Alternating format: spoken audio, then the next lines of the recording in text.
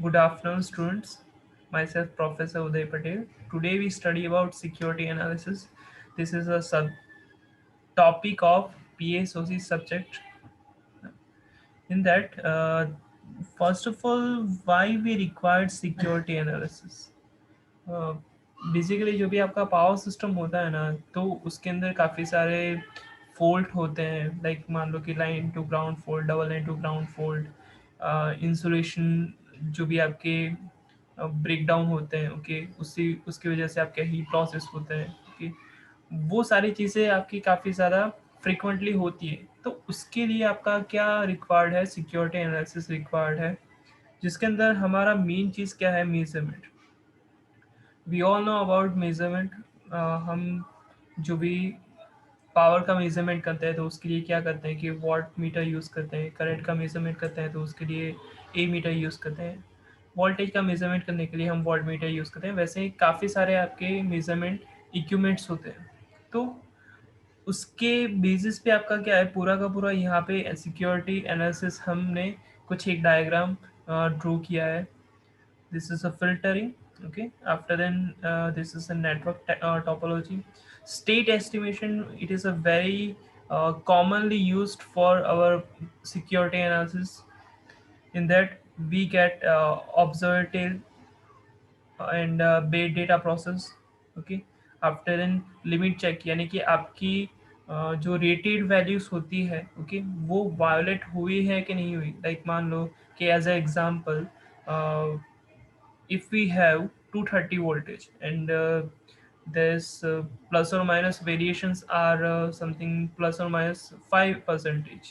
So 240 voltage or 230 voltage, it is acceptable voltage, but the limit will be violated in some cases, in some fault condition or other condition.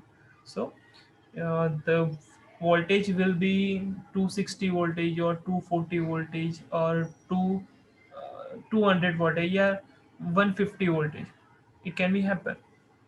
सो हमें limit को checking करना काफ़ी required हो जाता है, okay, which is under our state estimation matter.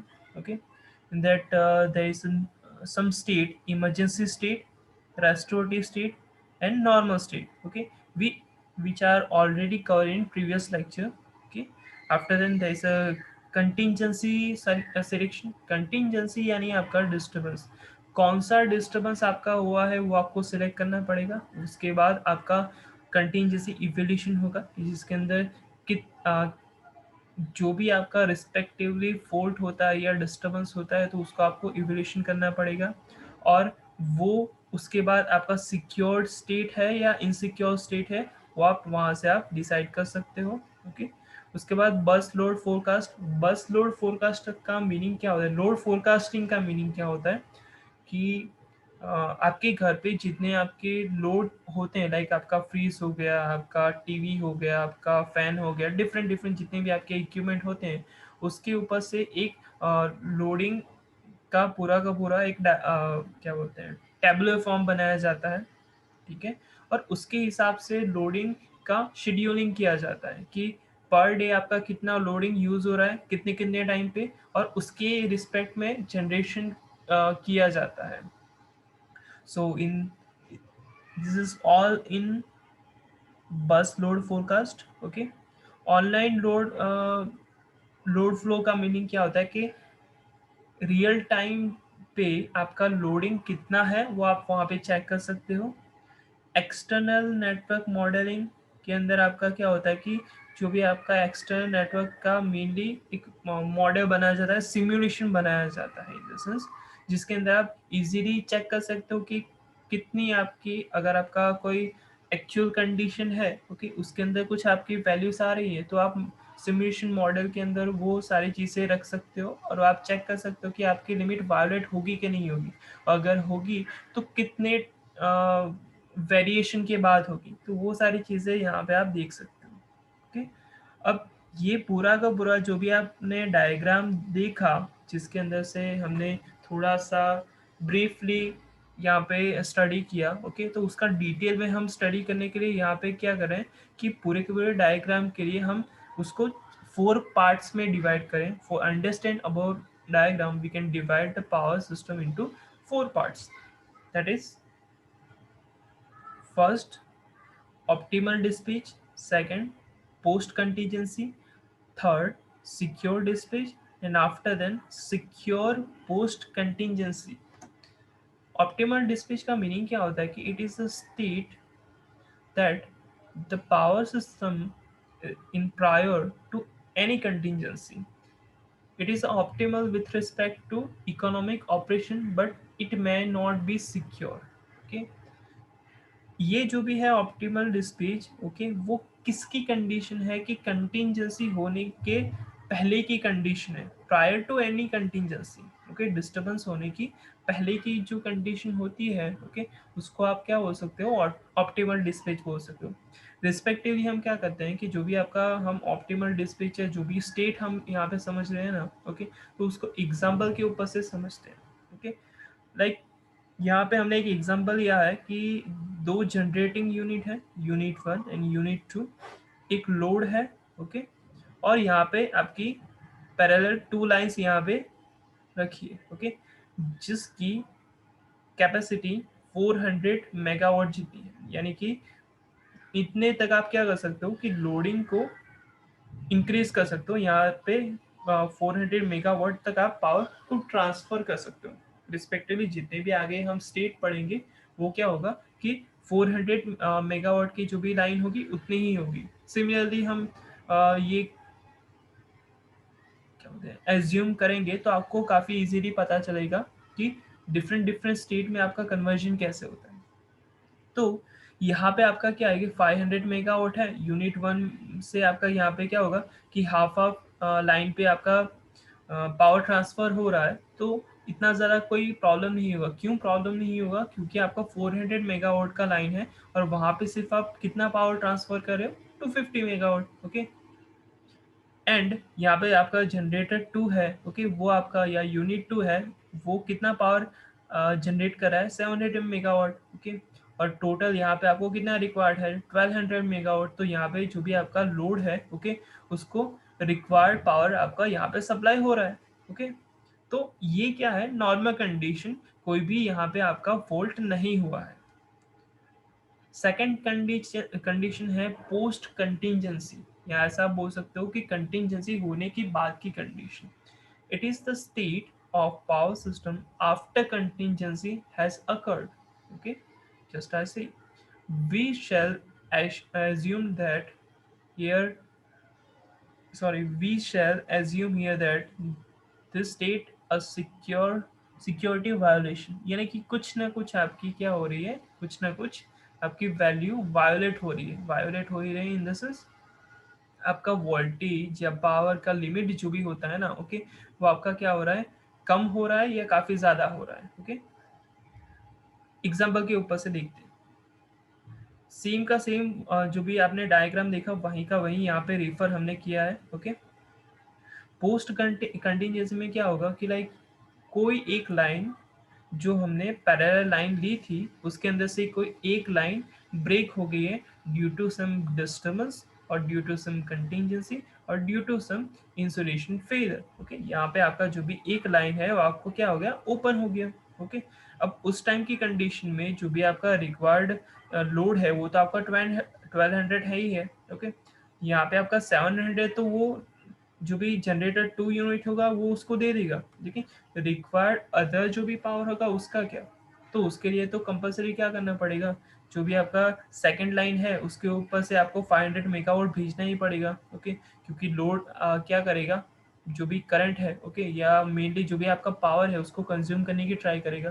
तो 500 megawatt कहाँ से आपका जाएगा, सेकंड लाइन में से. लेकिन लाइन की कैपेसिटी तो कितनी है, सिर्फ 400 मेगावाट.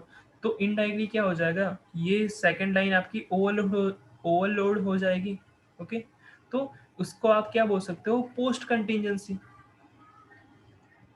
उसके बाद देखते हैं कि सिक्योर डिस्पैच.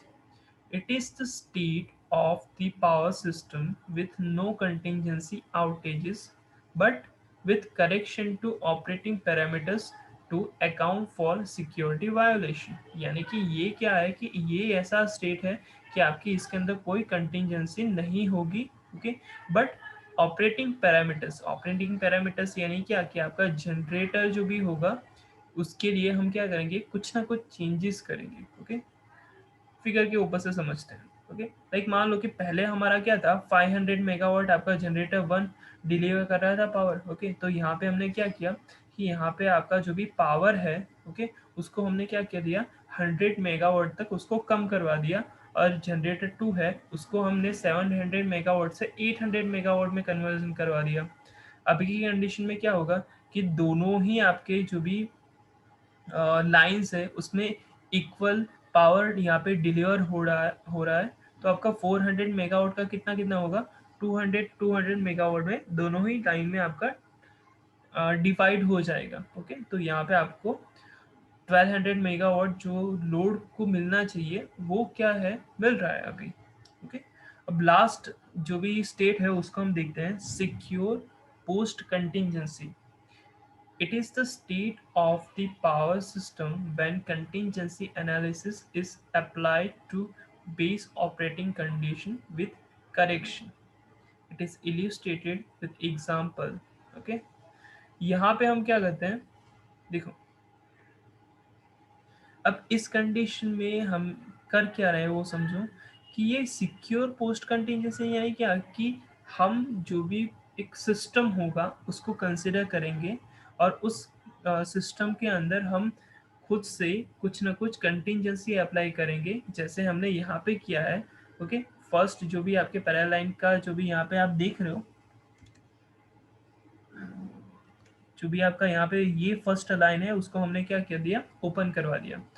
उसकी कंडीशन में 400 मेगावाट कहाँ पे आपका डिलीवर होगा, यहाँ पे आपका डिलीवर होगा। ओके, तो भी ये क्या होगा, लाइन ओवरलोड नहीं होगी। क्यों ओवरलोड नहीं होगी, क्योंकि आपका हर एक लाइन आपका कितना है, 400 मेगावाट की कैपेसिटी को कंटेन करता है। यानी 400 मेगावाट तो यहाँ से आपका पावर ट्रांसफर हो रहा है। ओके, आपका थोड़ा सा भी पावर ज़्यादा होता तो क्या होता, वो ओवरलोड की कंडीशन में चला जाता। लेकिन यहाँ पे तो क्या है, सिर्फ 400 मेगावाट ही है, तो इजीली आपका क्या हो जाएगा, यहाँ पे आपका पावर ट्रांसफर हो जाएगा। ओके, तो इसीलिए उसको बोला जाता है सिक्योर पोस्ट कंटिजेंसी। ओके, आपकी कंटिजेंसी होने के बाद भी आपका क्या है, सिस्टम अभी सिक्योर कंडीशन में है। आफ्टर है कि आपकी सिक्योरिटी असेसमेंट के लिए, यानी कि सिक्योरिटी कैलकुलेशन, असेसमेंट यानी इनडायरेक्टली आपका क्या होता है कि कैलकुलेशन होता है। ओके, आपकी पावर सिस्टम असेसमेंट के लिए मेजर कंपोनेंट कौन कौन से हैं, तो फर्स्ट है आपका सिस्टम मॉनिटरिंग। ओके, कि आपका पावर सिस्टम को आपको मॉनिटर करना होगा। ओके, आपको जो भी डेटा होगा उसको मेजर करना पड़ेगा। आफ्टर देन है कि contingency analysis, in the sense जो भी आपका फॉल्ट हुआ है, ओके, उसकी इफेक्ट कितनी है, कैसी है, वो आपका कंटिजेंसी एनालिसिस में आपका आएगा। थर्ड है प्रिवेंटिव एंड करेक्टिव एक्शंस। तो आपका फॉल्ट होने के बाद आपको उसको रिकवर करने के लिए या उसको प्रिवेंट करने के लिए कौन कौन से स्टेप्स लेने होंगे, तो वो आपका थर्ड पॉइंट में आएगा, प्रिवेंटिव या करेक्टिव एक्शन। सिस्टम मॉनिटर में देखते हैं कि the prerequisite for security assessment of a power system is a knowledge of the power states. Monitoring the system is therefore the first step. Okay, यानी कि basic जो भी आपका मेनली फर्स्ट स्टेप है, ओके, वो क्या है, आपका सिस्टम को मॉनिटर करना। ओके, जो भी आपका मेनली बेसिक जो भी आपका सिक्योरिटी असेसमेंट का पहला स्टेप है, ओके, वो क्या है, सिस्टम को मॉनिटर करना। Measurement device displayed through out the system help in getting picture of current. Okay, यानी कि प्रेजेंट कंडीशन में जो भी आपका मेनली सिस्टम कैसे वर्क कर रहा है, ओके, उसके लिए आपको क्या क्या करना पड़ेगा कि हर एक जो भी आपकी इक्विपमेंट होगा, भले ही वो ट्रांसफॉर्मर हो गया, जनरेटर हो गया, लोड हो गया, ओके, लाइन का रिएक्टेंस हो गया, ओके, लाइन का एक्टिव पावर हो गया, लाइन का रिएक्टिव पावर हो गया, सारी की सारी चीज़ें क्या होंगी यहाँ पे आपका मेनली करंट जो भी आपका सिस्टम होगा उसको रिप्रेजेंट करेगा। The measurement can be in the form of power injection, कि जो आपको जनरेटर से आप मेन सिस्टम में पावर इंजेक्ट कर रहे हो वो पावर फ्लो, यानी कि आपका ट्रांसमिशन लाइन में आपका जो पावर फ्लो हो रहा है वो voltage, current end of status of circuit breaker, voltage आपका होगा, करंट आपका होगा, यानी कि मेन आपका पावर जो भी होगा। आफ्टर देन जो भी आपके सर्किट ब्रेकर होंगे, क्योंकि डिफरेंट डिफरेंट टाइप के सर्किट ब्रेकर होते हैं, वो इतना ज़्यादा हम डिटेल में नहीं जाते, क्योंकि मेन सर्किट ब्रेकर आपका क्या करता है कि जो भी आपका फॉल्टी एरिया होता है, ओके, उसको वो आइसोलेट करता है।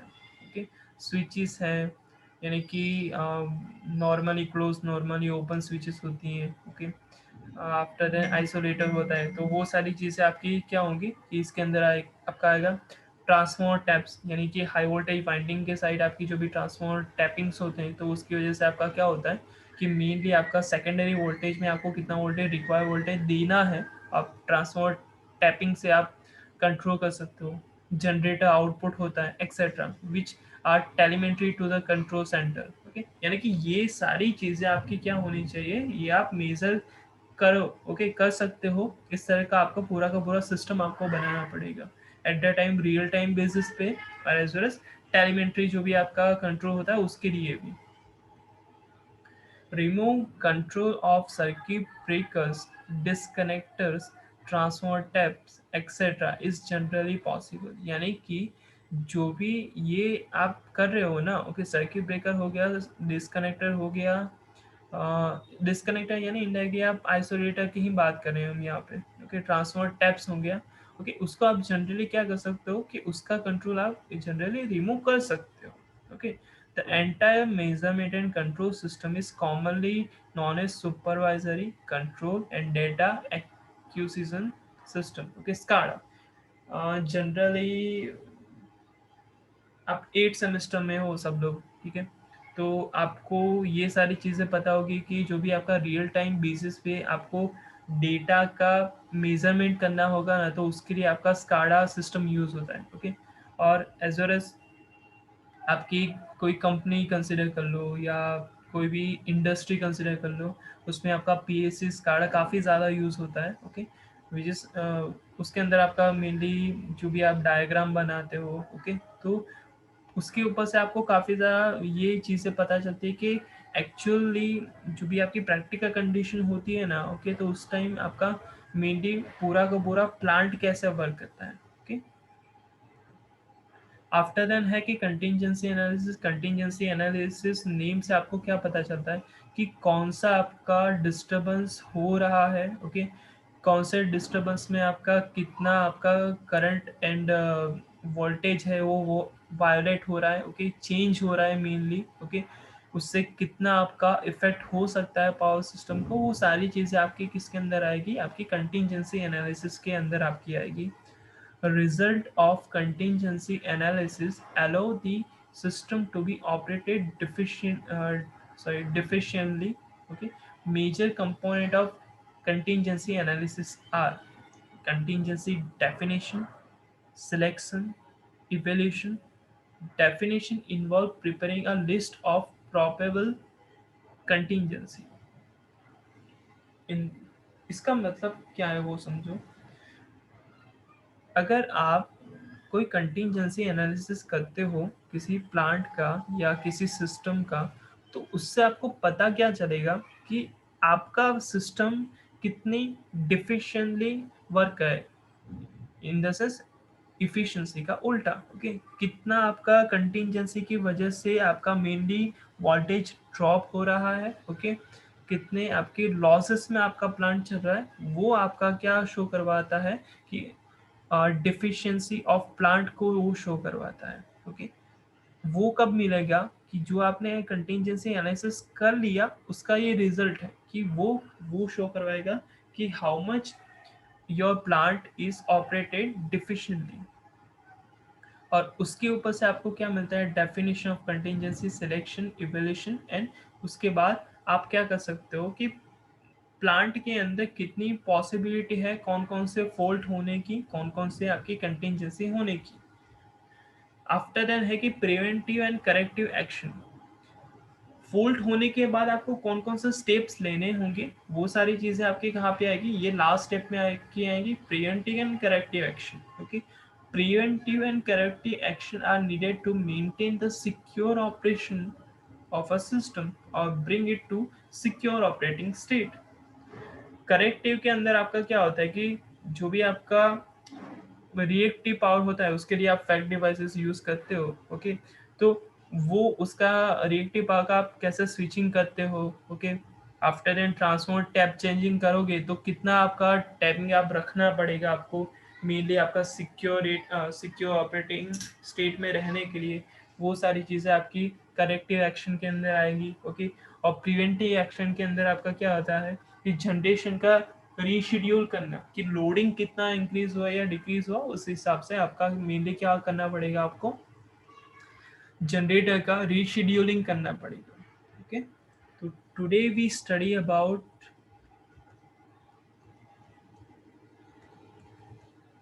security analysis. In that we study about different state like optimal dispatch, post contingency, secure dispatch, secure post contingency, और उसके लिए जो भी आपके रिक्वायर डिफरेंट आपके मेजर कंपोनेंट्स हैं कि जिसके ऊपर से आप सिक्योरिटी का असेसमेंट कर सकते हो, तो वो हमने देखा। ठीक है, थैंक यू सो मच।